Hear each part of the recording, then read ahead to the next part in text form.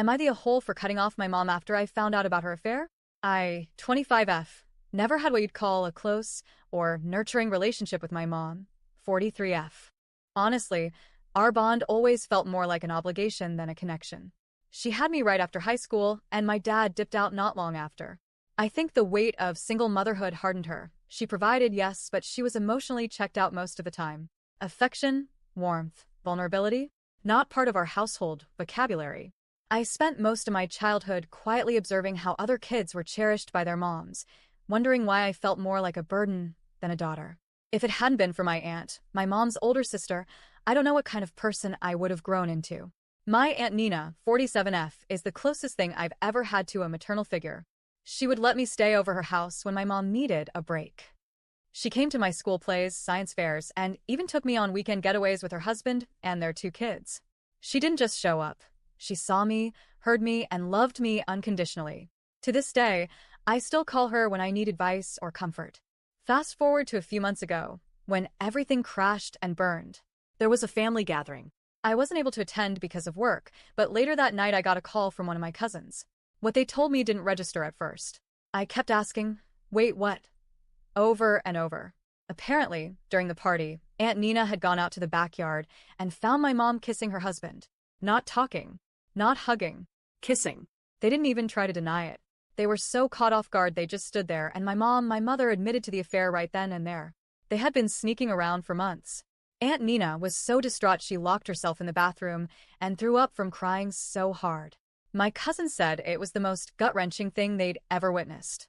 Imagine someone giving you years of love and loyalty only to be destroyed by the 2 people who should have had your back above everyone else.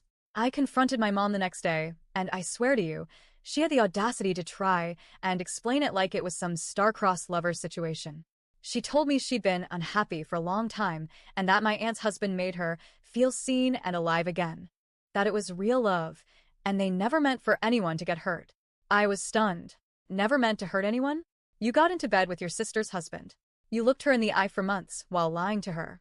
You watched her open her home, her heart, and her trust to you. And this is how you repaid her?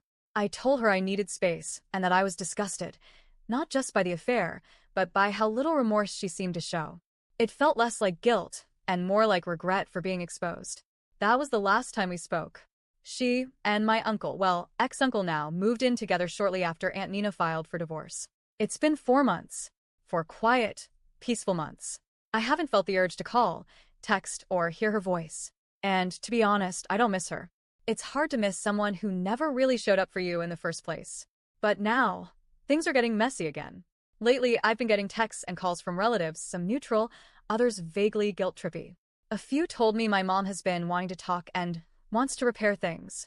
Some say she's been crying a lot, that she's realized she messed up, and she wants her daughter back.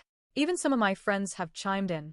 A couple of them, after hearing the full story, said things like, yeah, what she did was horrible, but she's still your mom, or it's not like she did it to you, so maybe cutting her off completely is a bit much.